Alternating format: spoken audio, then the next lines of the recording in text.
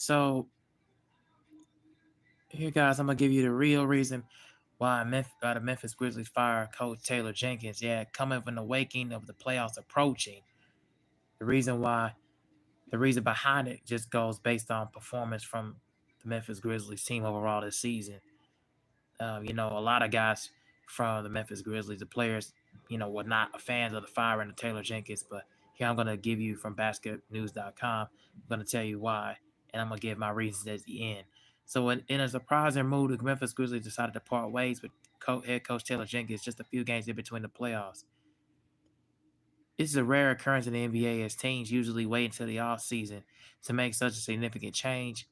The timing of the move is especially puzzling given that the Grizzlies are sitting comfortably top in the top five of the Western Conference. However, the Memphis decision to make this change now is likely motivated by more strategic reason than meets the eye.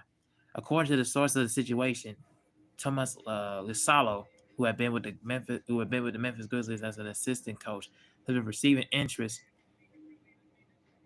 from the other NBA teams for a head coaching position. The Grizzlies determined not to lose one of the brightest young coaching minds in basketball and made the decision to promote Salo as to the head coach, ensuring he stayed in Memphis long term.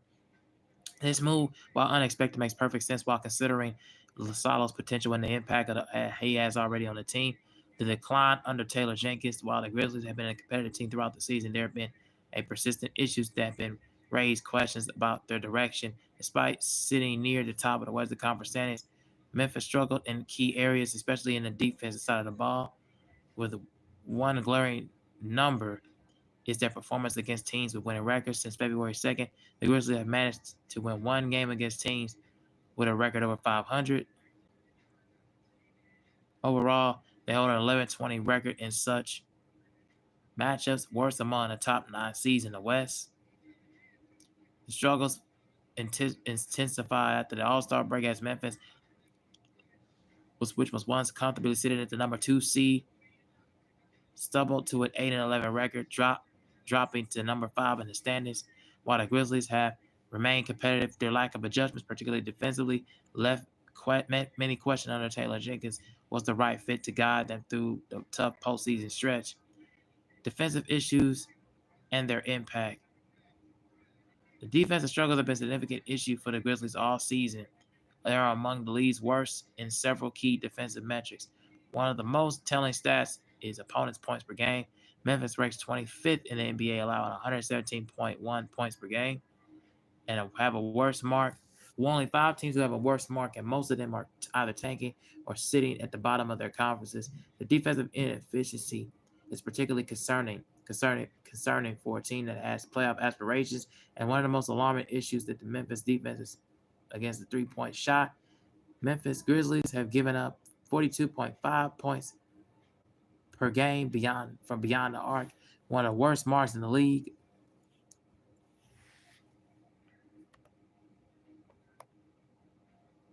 The, the number highlights a fundamental flaw in Memphis' defensive structure as they tend to overhelp and collapse into the paint, leaving opposing shooters wide open on the perimeter. And in today's NBA, where the three-point shooting is a game changer, this defensive approach has been a major liability. While Memphis has been a strong offensive team overall, there have been notable weaknesses. The most significant of these is their lack of consistent pick and roll game. The Grizzlies rank last in the NBA in pick and roll ball handler points with a frequency of just 9.3. This is not only the lowest in the league, but also far behind the next worst team, the Golden State Warriors, who run the pick and roll at 13.7% frequency. The lack of pick and roll execution, especially heading to the playoffs, could become a serious problem.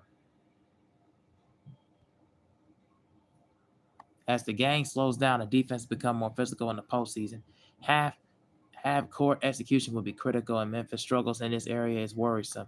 Reports suggest that the assistant coach Noah LaRoche, who had influence over the offense, played a role in moving away from the pick and roll. John Moran reportedly disliked this new offense because it produced his direct involvement in the ball screens and the key aspect of his playmaking ability. Following some internal turmoil, LaRoche is also let go, and which key contributed to the decision to move in a new direction. Tua Lasalo, the tactical genius. When Tua Lasalo joined Memphis as an assistant, he brought with the wealth with him a wealth of knowledge and coaching style that immediately began influencing the team. His coaching pedigree shaped in Europe and is centered around high intensity, fast paced play, and quickly became apparent that this is something that Memphis could benefit from. One of the most immediate impacts Lasalo had on the Grizzlies was their offensive tempo. And under his guidance, Memphis has become one of the fastest teams in the league. And in the 2023-24 season, Memphis ranked 16th place, but under Lasalo's influence, they risen to first place in the 24-25 season with a pace of 103.4. The increased tempo doesn't just focus on the fast breaks; it's more fluid offensive flow that emphasizes quick ball movement, spacing, and constant transition play. And the aim is to exploit every possible opportunity to score before the defense sets up, which suits Memphis' strengths in transition play. Revolutionizing the pick and roll. While Memphis has struggled with the pick and roll in the past, this is an area where Lasalo's expertise will be crucial. His offensive philosophy relies on the pick and roll actions, which he uses to create mismatches and exploit defensive weaknesses. Under Lasalo, we can expect Memphis to run more pick and rolls, particularly with Ja Morant, who is the perfect ball handler to dictate the tempo and create opportunities for his teammates. And Lasalo is known for his techniques, innovative screening techniques, such as Virgil screens, Gortat screens, ghost screens. Conclusion, a strategic move for the future.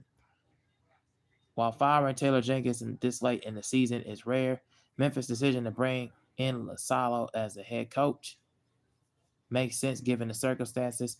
Lasalo's offensive and defensive philosophies combined with his ability to increase team intensity and execution have already had a positive impact on the Grizzlies. However, his reputation is one of the top up and coming coaches in the NBA meant that Memphis had to act quickly to secure them.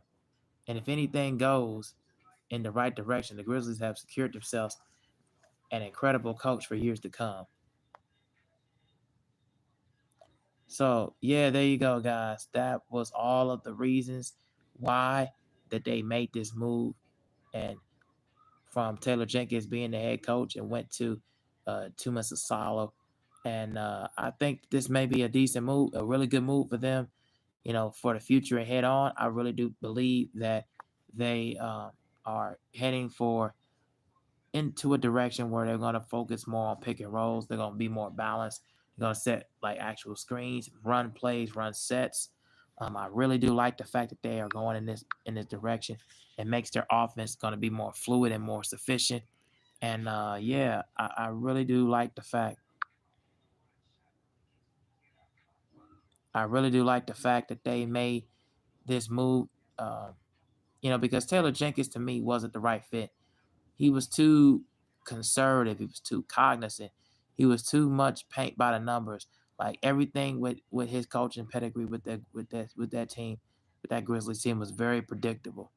Here, this offense with under this other than this guy Lasalo is kind of unpredictable. You don't know what you're gonna get. You don't know what you're gonna have, and you don't know how it's gonna come about in fair bouts and play.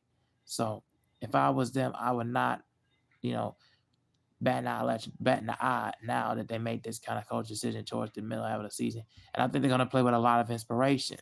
So the Grizzlies would probably play a lot of inspiration heading towards the playoffs, the NBA playoffs. So we'll see how it goes for them. And we'll see how it goes for other teams in the Western Conference and the West, because I cannot wait to see how much this will affect an outcome for the Western Conference. For the Western Conference for years to come. So, yeah, tell me what you guys think about this move. Moving on, the Grizzlies firing Taylor Jenkins, moving on and going in this direction with this other assistant coach. Do you think that was the right move? Do you think that was a good move? Tell me yes, tell me no. Tell me down in the comment section. I'm gonna probably start with the more voting of the polls. Probably will start do that a little bit. Get more engaged with you guys. Um,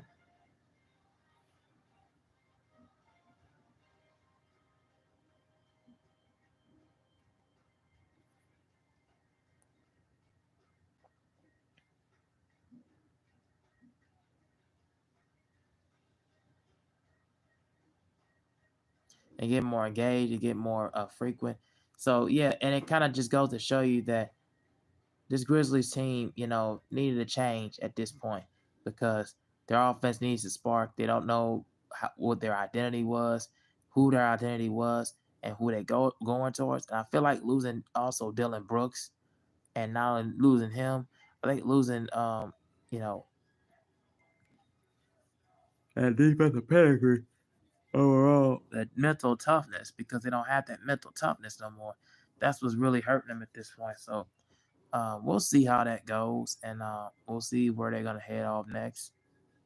But I'm gonna be heading out of here because that was all I gotta say about this. If anybody wants to come and chat, if anybody wants to come and talk about this, about the firing, yeah, and the reasons behind it, let me know.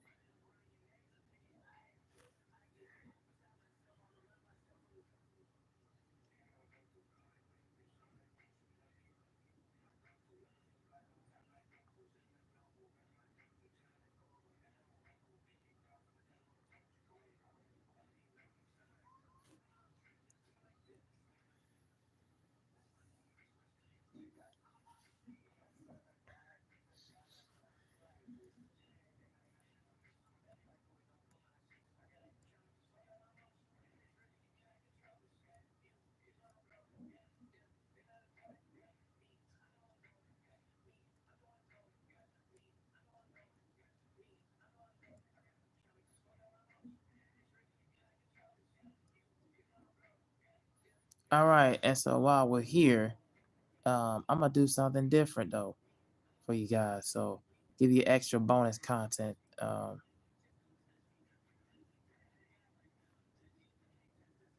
So I'm gonna do the recap of the NBA games live. So now you guys are gonna get bonus content now. So here we are, guys. We're gonna go through some of the NBA scores from not playing right now. Is the Knicks and the Cavaliers, the Heat and Celtics, Hornets, Pacers. Later on at 9 is the Spurs and Nuggets, and later on is, of course, that's gonna be the most anticipated game right there, the Pistons and the Thunder. It's gonna be something right there. But here I'm gonna talk about a few games in particular. We're gonna talk about is let's talk about the Suns and the Bucks real quick. So the Bucks are 41 and 34. They moved on and won over the Phoenix Suns. Score 133 to 123. Devin Booker was just absolutely tearing it up with 39, 3 and 11. Grayson Allen had 23 points. Colin Gillespie, he had 18, and Tyus Jones had 16. For the Bucks, pretty much Giannis and Akumpo, and this other guy came off the bench, Ryan Hollins. Giannis had 37, 5 and 11, and Ryan Hollins had 23, 5 and 5. Brook Lopez had 22, Torian Prince had 16, and Kyle Kuzma had 12. The Bucks shot amazing, tremendously from the field, from the three, and from the free throw line. They got out rebounded. They're out rebounded, which is surprising, but they had more assists, more blocks, same amount of steals. They went inside the paint more. What the difference was is you saw that and I saw this game last night. The Bucks' ability to get in transition and to stop key on a dime, and plus the addition of Kyle Kuzma and Torian Prince, hitting big shots like that. If he continues to hit big shots for them, we gotta wait to see how it turns out. But what the Bucks got to do to jump back into that fifth spot is they got to just play with some energy. They got to play with that pedigree, man. That championship DNA, that championship pedigree that they did before in the past. That's gonna pretty much how they get into this game and really get involved more.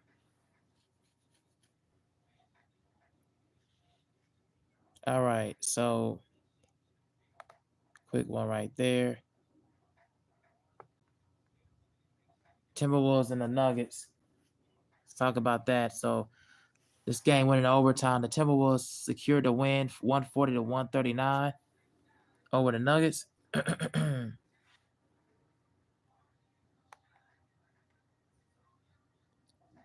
Anthony Edwards had 34, 10, and 8. Julius Randle had 26, 9, and 7. Rudy Gobert had 19 and 12. Nickeil Alexander-Walker had 26, 7, and 8. Jaden McDaniels had 12, and Josh Minott had 10. Minott had 10. Nikola Jokic, man, he had multiple triple-double, had an absolute hell of a game. Triple-double, 61 points, 10 and 10. Aaron Gordon had 30. Christian Braun had 18. No Jamal Murray in this game he had, but Russell Westbrook had 12.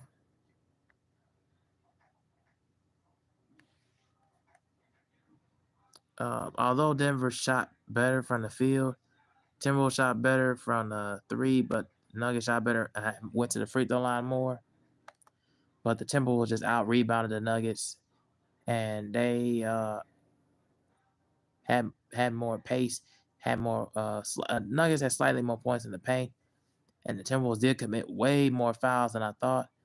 But to me, less turnovers, and plus the offense for the Nuggets is always in a slump. Like, it's always inconsistent. You never know who's gonna really like be the primary person that's gonna be handling the ball more.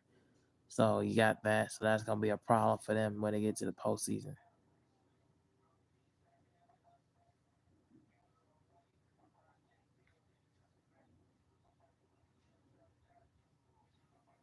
The Warriors beat Golden State Warriors beat the Memphis Grizzlies by a score of 134 to 125. We had Jimmy Butler with 27, 6, and 4. Steph Curry led the way with 52, 10, and 8, 52 points, 10 and rebounds, 8 assists. Draymond Green had a triple-double with 13, 10, and 12. And Moses Moody had 10 points. For the Grizzlies, John Morant led the way with 36, 6, 3, and 6. Jaren Jackson Jr. had 22, 7, and 1. Zach Edey had 10 and 16. Desmond Bain had 19, 4, and 5. Santi Aldama, he had 18, 6, and 1. And Scottie Pippen Jr. had 10, 2, and 2.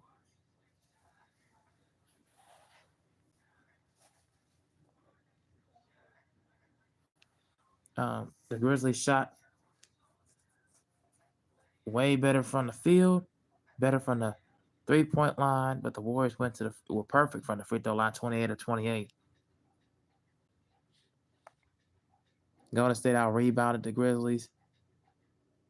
They had more assists, more turnover, caused more turnovers, and finished in transition, and had less turnovers, and committed less personal fouls.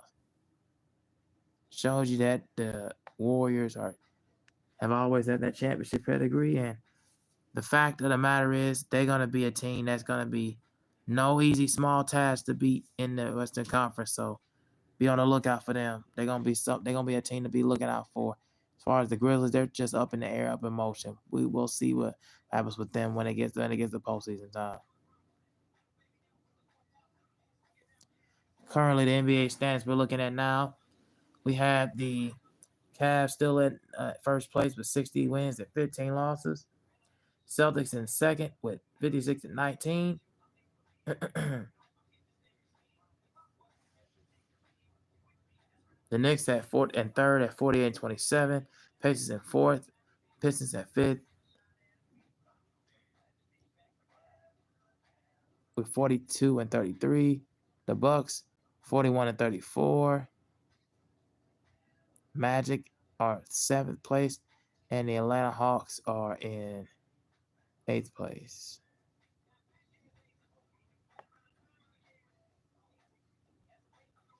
The Thunder are in first place, 63 wins and 12 losses. Rockets are in second with 49 and 27. Nuggets are in third with 47 and 29. Lakers are at fourth. The Golden State Warriors are in fifth place, 44 and 31. They will be playing the Lakers if the playoffs ended in the first round. That would be a hell of a series. The Grizzlies are in sixth place. They are 44 and 32. Timberwolves are 44 and 32 as well, so they tied for sixth and seventh spot. And of course, the Clippers are always in the mix. They are 43 and 32. Those teams will be competing in the tournament. Then you got the Mavericks. They are in ninth. They are 37-39. The Kings are 36 and 39.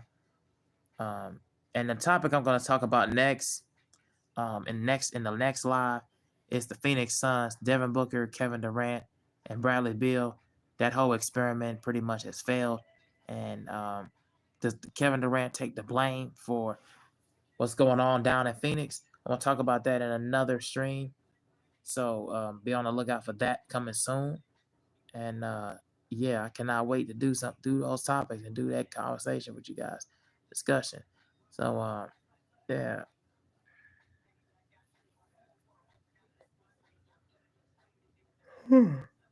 But yeah, those are my thoughts about what went down with Memphis Grizzlies firing Taylor Jenkins and his replacement. Tell me what you guys think about this down in the comment section. Most of y'all like, share, and most of y'all subscribe. Thank you very much for watching the stream, and thanks for the support and all the love and all the courage and all the really good advice and all the really good intakes that you got on these topics and all these videos that I've done. So thank you very much. And we're going to continue to keep going, and we're going to continue to keep rocking and rolling.